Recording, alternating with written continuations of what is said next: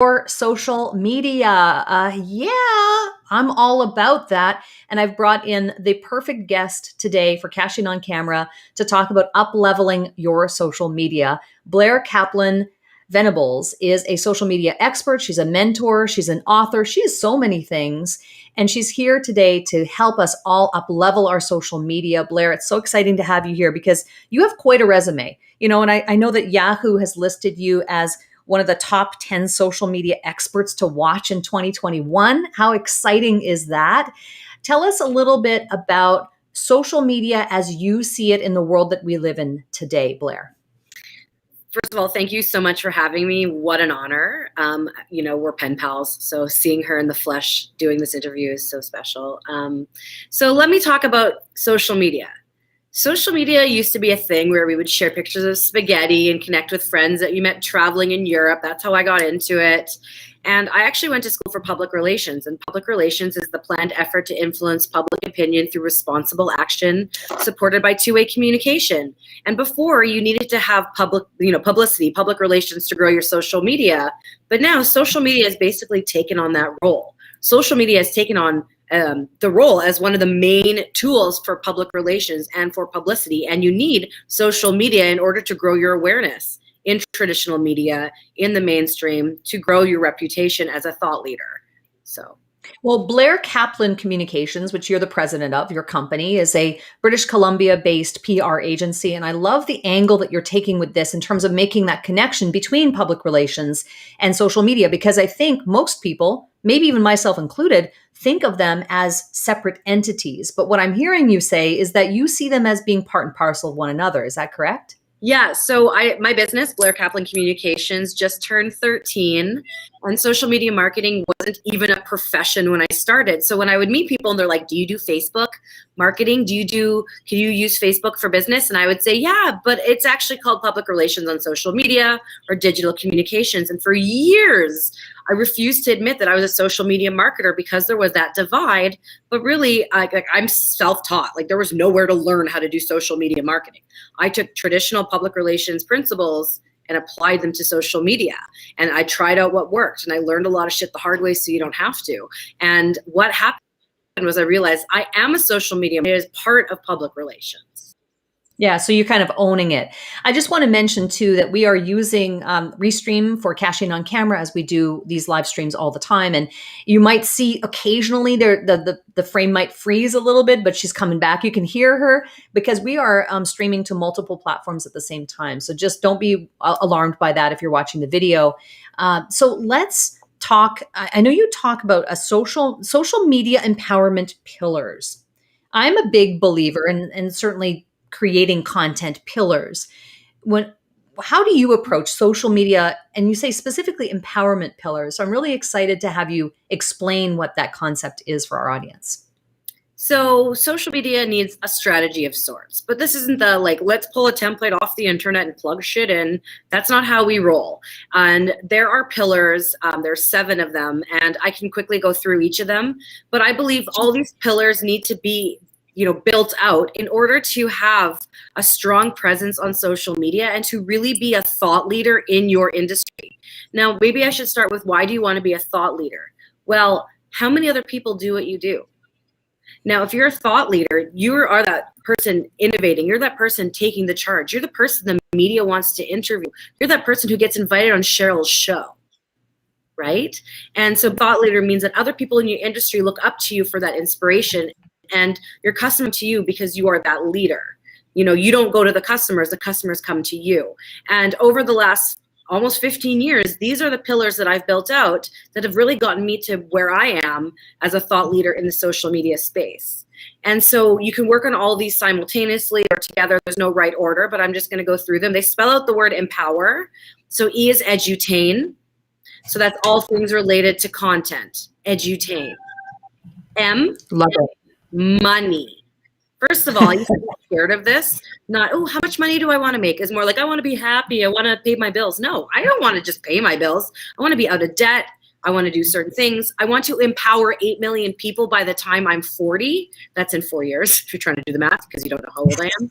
And part of that is making money so I could give back and help people, give scholarships to my programs and donate to certain causes. So money, how much do you want to make? But also, what is your marketing budget? You need to have a marketing budget for social media, because social media is pay for play.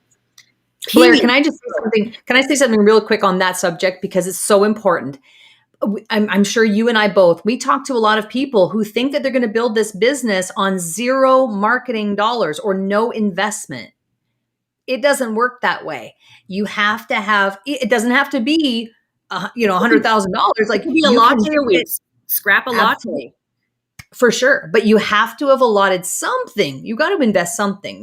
This business isn't going to grow just, for free kind of a thing. So I totally am on board with you on that. Yeah, and it doesn't have to be a lot. Like, you can cut out one fancy latte, and that could be a budget for a week. Okay, exactly. So P is personas. Who are your customers? Not just who are your customers, but think about, if you're already in business, who is your top fan? Who is your number one fan? You want more people like that, and that is someone who's spending their money with you. They're following you on everywhere on social media. They subscribe to your list. They show up to your events. Build out your personas based on the people who are already your number one fans, okay? Love that. Other players. Who am I going to spend money with if I'm not spending money with you? It could be your direct competitor. It can be a completely different business. But who are the other players in the arena? Got to know what they're doing, who they are, where they're at, their followers, and what they're creating. And do you, okay, so I know in this space, what happens a lot with entrepreneurs is we compare ourselves to others. So you say other players, be aware of them, but do you agree with me that we ought not to compare ourselves to them necessarily? Be aware, but don't be like, oh, gee, I'm not Marie Forleo, therefore I suck. No, it's never. About be aware of them, but don't be comparing yourself to some stage of business that you're just not at yet. You're on your journey. Do you agree? There's only one you. Your other players are to act as inspiration for what to do more of and what to not do. Love that. Where should you be? Where should you not be? Yeah. Okay. I totally agree. I mean, like, not keep your friends close and enemies closer, but I actually, in my industry, social media marketing, don't really have competition. There's so much work to go around that I actually send tons of referrals to other social media marketers and other social media educators and other publicity coaches and other people in my field. I believe in referral marketing. Most of my business comes from word of mouth marketing. Okay. I totally agree with that. So let me just recap, because we're doing the acronym EMPOWER here. So edutain, money, personas, other players, and now W. This is my favorite one. It stands for WINS. Okay. This is public relations, publicity, exposure. One, what's your publicity strategy? Publicity is getting the attention of media, getting your name, your business recognized in the media, whether it's someone writing about you or you writing articles on your expert topic. This is important because it reaches audiences that aren't already following you, and it helps you build authority. You need to have a strategy to build that authority. But part two of this is once you're building that authority, maybe you blog for my blog, or you're interviewed by Sheryl. Like, it doesn't have to be the New York Times or, Forbes, which is like was my big goal. And I got mentioned in Forbes and it was really exciting. But like whenever your expertise is featured anywhere else but your own controlled media, that's a win. And the thing that people don't do is they don't brag. I like to call it peacocking. So get that publicity, get that exposure, and then peacock. Brag about it, share with your network, put it in the newsletter, tag the journalist, tag the publication. Let people know, because wins breed wins. Media breeds media. Here at Cashing on Camera, we believe that you have to be seen to be successful. And we're big proponents of the business, either the owner or a representative, a spokesperson needs to be visible in order to really connect with people. And it plays into what you're talking about there. So that's huge. I love that peacocking. That's great. I know, it's fun. I like it too. I have a big feather tattooed on my back, and it's not a peacock feather. It's just a big tail feather. But I'm like, I'm just going to pretend it's a peacock feather because I can't see it. I Anyways, love that. okay. So the second E is engagement. Mm-hmm. A lot of people just post and ghost. They schedule their content and disappear. You actually need to be a human or a brand behind the person putting out content. Comment on other people's posts, engage with their stickers on stories, follow new people. You know, it's really important to be a human on the other end. All businesses, whether it's McDonald's or The Gap, I don't know why I'm thinking of both those things, but there's a human managing all that social media. And so when you add that human element, you start to build a relationship. And you can't just, put out content and disappear. I think businesses want to have the easy way out, right? So I'm a proponent of systems and automation to a point, but you can't put your entire business on autopilot because you're missing an opportunity to really connect. And so I do think you're absolutely right. That human connection is something that's lacking in a lot of people's marketing, not just video or PR, but like in their marketing in general. They kind of want the Ron Popeil set it and forget it type of thing. And it's like, there needs to be, I think, a human at the end of it who is managing that part. So it's great. And that could be something, if you don't like to do it, that's where you need to put some resources into hiring someone. Exactly. Give someone their first job. And you know what, if you don't, or if you feel like you don't have time, there's always time. I engage while watching hockey with my husband, while lying at the beach, while fishing with Shane. I find times to engage if my schedule is very full. But I actually schedule in times for engagement because it's a really important part of the strategy. It's great. All right. So empower ends with R. What is your R? Realistic goals. What does your future look like? So right now, I'm going to give you an example. I desire to empower 8 million people by the time I'm 40. Okay? That's one of my goals. How am I going to do that? It's about running courses, free workshops, paid courses, being interviewed on TV shows and radio shows and shows like Sheryl's, and writing articles and being featured in articles. And it's about inspiring and empowering 8 million people to up-level their life, to up-level their social media skills, to be more resilient. And I'm very clear on my goals for my personal life, my professional life, and my health. And everything I do is moving the needle closer to me achieving those goals. Yeah, I love that. Empower. First of all, I'm a big fan of acronyms because for me and for our audience to be able to remember empower, and so it's a lesson under the lesson, my friends, is that using an acronym like Blair is right here is something that you can also do in your business. And that may be a topic for another Cashing on Camera episode down the line. But I just love that you shared that, Blair. Those are really great points. And I agree with you 100% on all of these. So great job. Yes, thank you. And I just want to give a little real life example. I've been doing this for years, and social media empowerment pillars made a really beautiful arrival over the last year. And I just want to let you guys know, yes, my business is 13. I've been doing this for 15 years.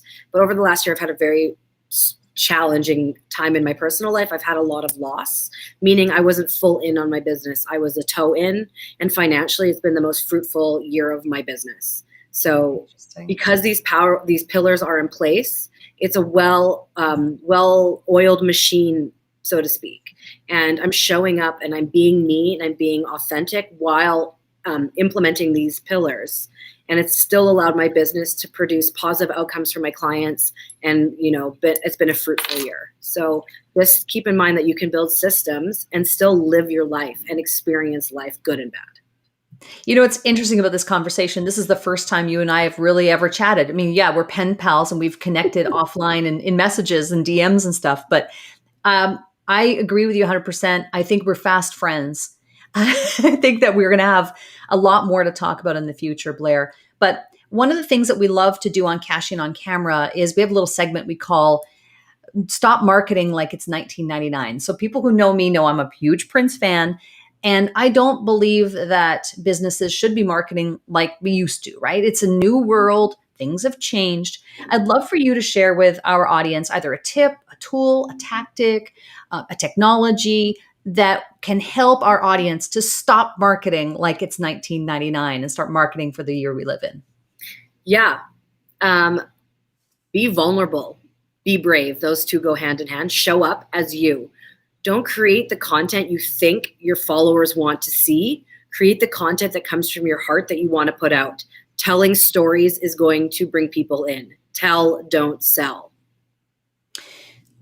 Sometimes it's challenging for people to do that because they are trying to be aware of not giving away too much. How do you suppose people should grapple with that dilemma that they might have about how much do I share on social media? How much do I keep personal?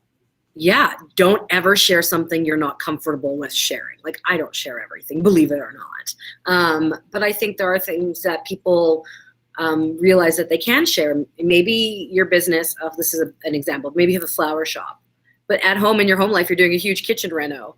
Let people in. Talk about the frustrations or expectations. Like, I thought I was going to do this and this happened and it cost this much. And you can always relate it back to business. Your whole life is full of business interactions. So talk about your experiences, not in your business, and bring them into how your business can help solve a problem or the lessons you've learned. And if you're like me and you want to share a little bit more, then go for it, but you don't have to. And if this makes you completely uncomfortable and you only want to pump out content for your business, that is also 100% okay. Blair, you made a really good point too about if you're sharing your story, the key is to draw it back to how that matters in business if you're going to be creating that content for marketing purposes. And so you've really hit on the nail on the head, so to speak. So thank you so much for that. And Blair, how do people get in touch with you? They want to learn more about Blair and all of your empowerment pillars and all of the social media mentorship that you do. How do people get in touch? Thanks for giving me this opportunity. Yes, so head to my website, blairkaplan.ca. All my links are there. If you want to dive more into the empowerment pillars, I'm launching a group coaching program at the end of the fall called Empowerment. And you can sign up to be on the VIP list there. Awesome. Thank you so much, Blair, for being here. I'm really appreciative of Melissa Deely for introducing us through DM or through email. And it's just great to connect with you. I'm sure that we're going to be in touch again. Thank you so much for being on the show today. Thank you for having me.